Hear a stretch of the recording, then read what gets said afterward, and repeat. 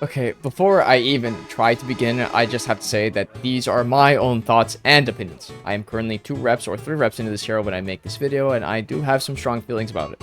If you do not agree with me, that's fine, but do not tell me or other people that their opinions are wrong. Opinions are subjective, meaning they just cannot be wrong. Now, sometimes it is truly hard to judge a hero day 1, seeing as everyone's getting their hands on it and learning how to play him. But I would honestly like to say, and be the first one to speak about the state of this hero and how he feels like he's in. I know this is going to have me crucified, but I'd like to just speak, and I want you to listen to what I'm trying to say.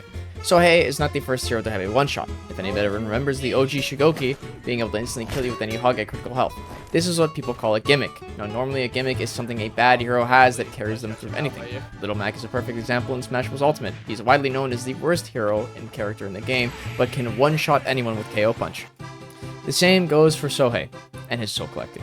Now, to be honest, my first impressions of him is that he's slow and very clunky. Not allowing him to chain lights into heavies into one another really just feels awkward in today's state of the game, but it makes sense and I'd like to talk about that later.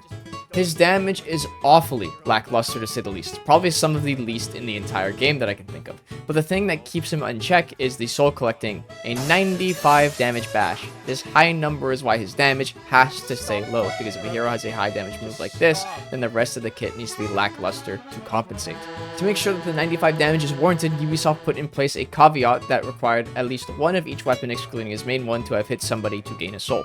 This means he has to hit someone with 6 different moves. Now, with this in my mind, I thought, yeah, that seems fine, right? He has to really work towards this massive punish. But then Ubisoft revealed that 2 guard breaks will in fact grant Sohei a full charge in his Soul Collector mode. This does not feel like Sohei has to really work towards anything, and will just fish for guard breaks any chance he gets. 90% of the time Sohei's gained max souls is through guard break punishes. To move on to the actual move, it is just way too easy to confirm. I mean, we're talking about an instant kill move here. A single mistake will kill any player. Heavy parries confirm it. Medium hit stun confirms it. Even bashes confirm it. This is a clip of me and my friend in the first game we played. Wow, that's crazy. Alright, ready?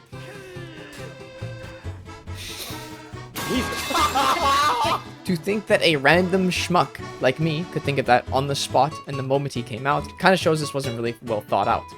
Every single time me and Fudge had a one-shot ready, we would make sure that he had literally nothing to do and nothing could stop him from dying. Oh, you're dead. And she's dead. Like, idiots! The worst feeling in For Honor and really any fighting game is just dying to things that feel undeserved or cheap.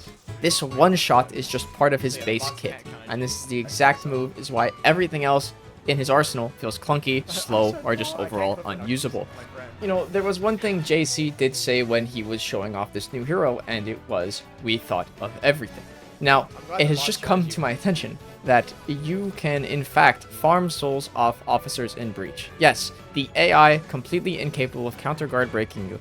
You can farm an instant kill pressure move off of things that cannot fight back. Remember when I mentioned that 90% of the time any Sohei gains max souls is by a guard break? And how I also mentioned that you cannot chain light into heavy? This was a deliberate move by the devs because every single finisher Sohei has is an unblockable.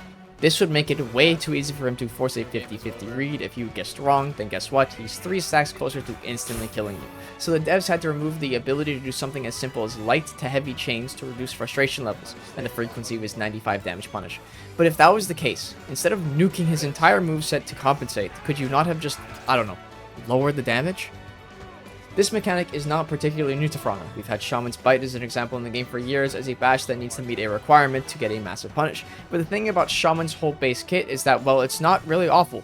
She flows very well with her entire kit, doesn't feel clunky at all, and still has good punishes at the end of the day. I do want to talk about some smaller issues that I don't think need to be addressed instantly, but I'd like to say them anyway to get them more by chest, and maybe you guys agree. His soul's never going away until death is kind of cheesy and can lead to a lot of frustration. See, if there's one thing the For Honor community is known for, it's rage quitting, and in Dominion it's almost inevitable. One person will leave the game once they die. So I did some theory testing with play as Sohei, and I would hunt down the bot that just joined the game, and I would pray the fact that it could not counter guard break me. I'd get all my 6 stacks, and then go use them on a real player. The point I'm trying to make is that you can earn the stacks whenever and wherever you want. I'm fine with that, but once I have all souls gained, I feel like there needs to be a timer of anywhere between 30 seconds to a minute to use it. There were many moments where I held onto my stacks for over 2 minutes because when the enemy would show up to a point I was holding, they would see my max stacks, realize they were one mistake away from being instantly killed, and then go do something else. So when you're asking, right, what is this counter to this insane instant kill? It's really just praying that the team you're going up against is full of solo queue morons. The amount of times I would land the guard break to start gaining souls only for my teammates to outright hit them with a light attack, ruining my soul gain. Or even when I'm about to instantly kill someone, my teammates just couldn't help themselves to be involved in the kill, outright ruining it, ruining all my souls. Sohei's kryptonite is his own team. And this really isn't anything new. Shaman, Nusha, Highlander, Melee mains all know the pain of finally getting your punish only for someone moron on your team blasting music in his open mic to just outright throw a light attack, ruining your punish altogether. If anything had to be done to this hero, I would say you need to tone down this damage from 95 to maybe 55 or 60 and then distribute that remaining numbers to all of his other moves. Allow him to use light into heavy chain, but reduce the amount of stacks he gets down from 3 to 2.